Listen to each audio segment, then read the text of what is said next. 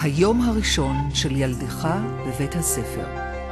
בתחושת ציפייה מעורבת בפחד, הוא פוסע את הצעד הראשון בדרך בה יצעד שנים רבות. מי אתה רוצה שינחה אותו בדרכו החדשה?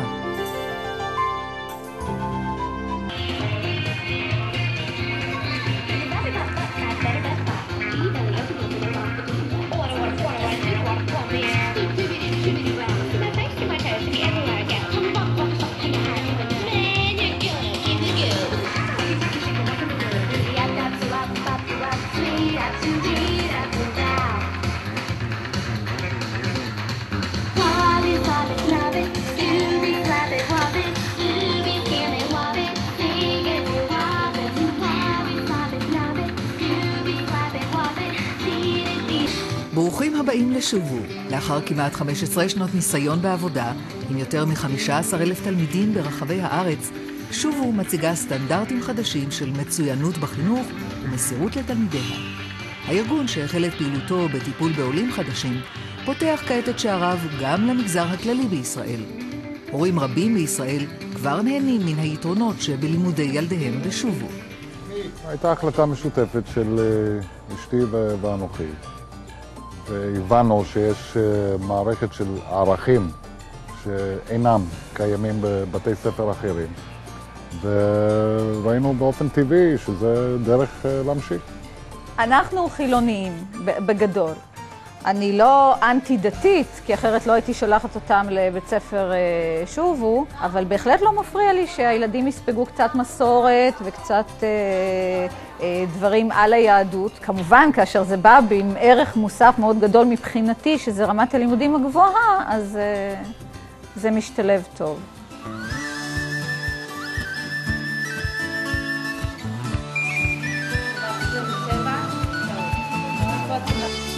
מערכת החינוך של שובו מציעה שורה ארוכה של הטבות.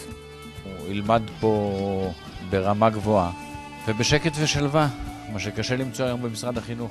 הקשר בין המורות, המנהלת וההורים הוא רציף. זה אומר שאני מדווחת על כל פיפס קטן שקורה בבית הספר, שזה דבר נורא חשוב, זה נותן לי רוגע. אני אוהבת מאוד את בית ספר שובו בגלל החברות שלא מקללים שם, הלימודים כיפיים, ויש שם מורים שמלמדים התגוננות, מורה לספורט, הוא מלמד קראטה. זה שלא צריך להכין ארוחת צהריים, זה שוב, מוריד דאגה מהראש, אני יודע שהיא אוכלת טוב ונכון. מה שקריטי לי באמת זה הקטע של החינוך, שהילדים מקבלים, הרמה הגבוהה שבה הם לומדים מדעים. תראי, דוגמה קטנה, שהבן שלי סיים כיתה א', חיפשנו לו חוברות לחופש, ולא מצאנו שום חוברת של סיום כיתה א' שעונה לרמה. אנחנו בסוף קנינו לו חוברת של כיתה ג', והוא פתר אותה בקלילות, וזה מה שאני בעצם אוהבת בבית ספר, רמת הלימודים הגבוהה, זה מה שמשחק פה בעיקר. ועוד דבר נפלא, ההסעה. הם לוקחים אותם כאן מפתח הבית, והילדים חוזרים לשם. ככה אני יותר רגועה. באה הסעה בזמן, חוזרת בזמן, יש שם מלווה.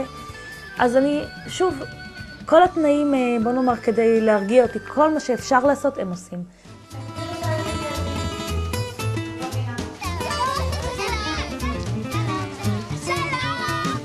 למעשה, שימת הדגש של שובו על הצטיינות בלימודים הוכרה כבר על ידי הדרגים הגבוהים בממשלה.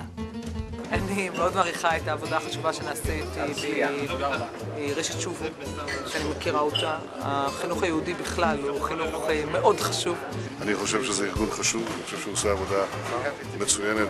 תוכנית הלימודים האיכותית של שובו כוללת לימוד מחשבים, מוסיקה, אנגלית ומתמטיקה כבר מכיתה א'.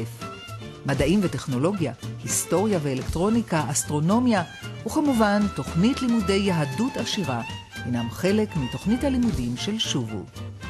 בתי הספר של שובו מצטיינים בשילוב מאוד מעניין של מספר דברים. קודם כל, יש תוכנית לימודים מאוד מגוונת, שכוללת יום לימודים ארוך, עם 36 שעות לפחות, עם שליש לימודי קודש ועברית ברמה טובה. שליש בערך של לימודי מדעים, מתמטיקה, מחשב ומקצועות מדעיים, ושליש מדעי הרוח, מקצועות מעבר לתוכנית החובה של משרד החינוך. אנחנו מדברים שהתלמיד מקבל לפחות רבע תוספת מעל המכסה של משרד החינוך בכל התחומים. הכיתות יותר קטנות, המורים מרגישים מחויבים הרבה יותר לילד ולבית ולמשפחה. המחנכים מגיעים לבתים. היחס הוא הרבה יותר חם מבחינת בית הספר, מבחינת ההנהלה, מבחינת המורים.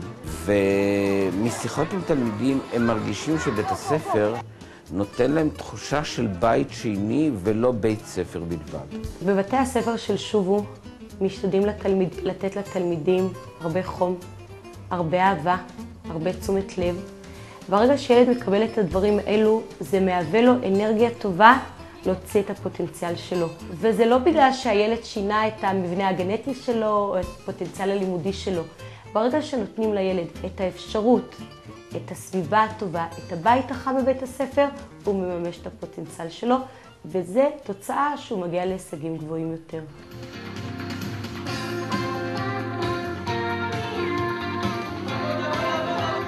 העידוד להגיע להישגים באווירה המדגישה ערכים יהודיים הוא חותם האיכות של מערכת החינוך בשובו. המטרה בשובו היא לפתח את כישרונותיו של כל תלמיד. כתוצאה מכך, כל בוגרי שובו בירושלים בשנה החולפת השיגו יותר מ-40 יחידות לימוד בבחינות הבגרות, כמעט כפול מן הנדרש. בשובו, התלמידים חשובים לנו. כל ילד יקר לנו באמת. אנו רואים בתלמידים ובמשפחותיהם חלק ממשפחת שובו הרחבה. ומטרתנו היא להתייחס אל כולם בכבוד ובאהבה. נשמח להיפגש איתכם, לענות על שאלותיכם ולתת לכם את כל המידע שאתם זקוקים לו, כדי להחליט היכן יבלה ילדיכם את שנות חייו החשובות ביותר.